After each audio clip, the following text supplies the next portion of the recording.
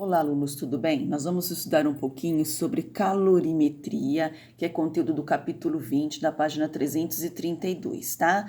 Conteúdo referente ao segundo ano do ensino médio. Vamos aqui. Calor sensível, vamos ver um pouquinho o que seria isso. Sabemos que calor é energia térmica em trânsito que flui entre os corpos em razão da diferença de temperatura entre eles, tá? Que foi que nós estudamos anteriormente.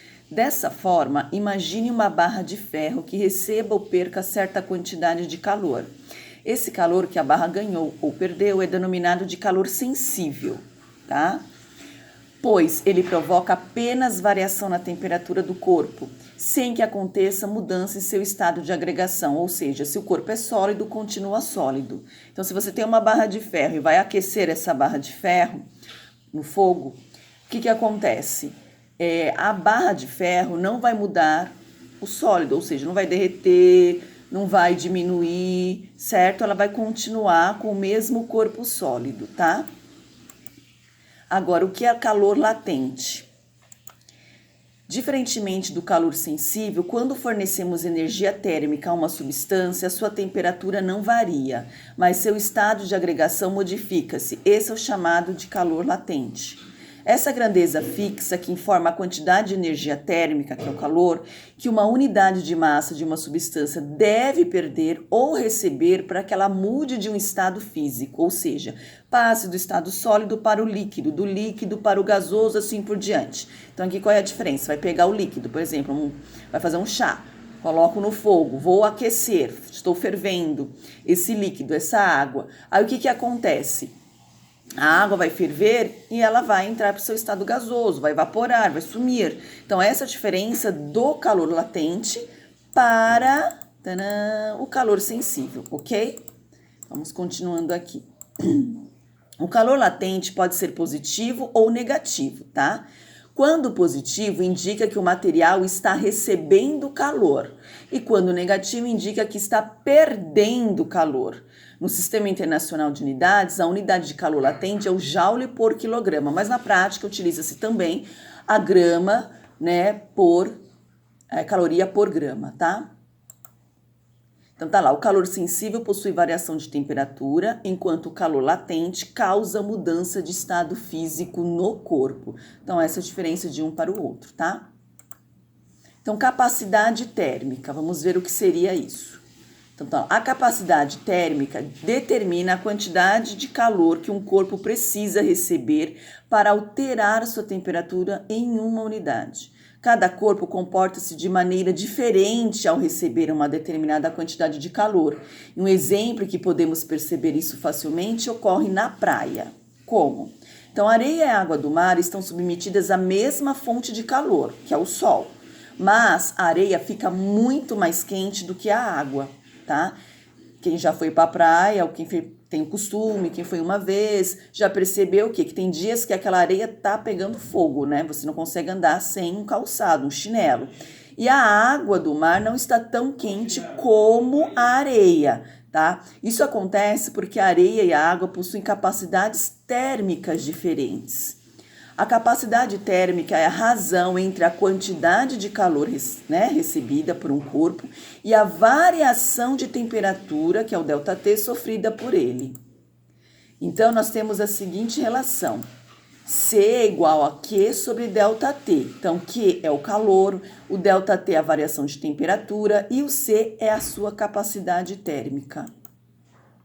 Calor específico. Chamamos de calor específico de uma substância C a razão entre a quantidade de calor que a substância troca e o produto entre sua massa e a variação de temperatura sofrida.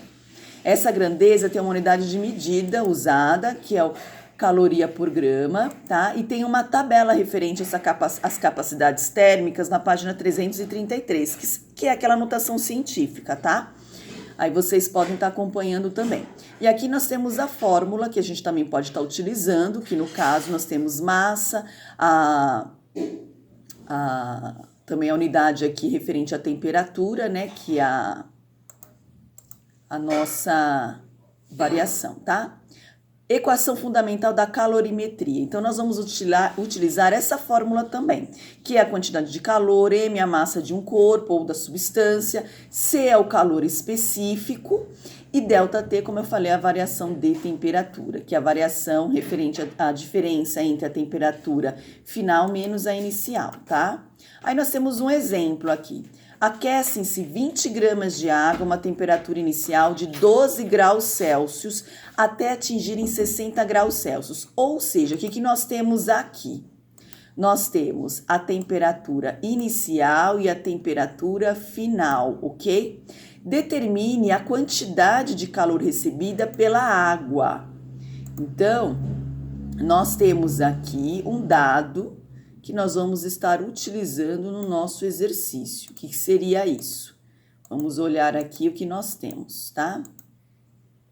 Então, nós temos aqui a variação de temperatura, que é a temperatura final menos a inicial. Opa, aqui tá um sinalzinho de mais, mas é igual, tá, gente? Deixa eu arrumar aqui. Opa, eu acho que errei. Aqui é o sinal de igual. Um errinho de digitação aqui da professora. Igual, tá? Não tem esse sinal aqui de mais, tá bom? Deixa eu arrumar aqui. Opa. Vamos continuar. Então, aqui nós temos temperatura final menos a inicial, que a gente faz aqui a diferença, né, das temperaturas, vocês estão acostumados a fazer nos exercícios, que é igual a 48 graus Celsius, que é a variação de temperatura. A massa do corpo da substância, de 20 gramas, e aqui nós temos o calor específico da água que foi dado na questão, tá? Que é 1 caloria por grau Celsius. E aqui a quantidade de calor que ele quer saber, tá? Determina a quantidade de calor recebida pela água, tá? Então, nós temos aqui a fórmula da equação fundamental da calorimetria, onde a gente vai substituir o Q, o M, o C e o ΔT.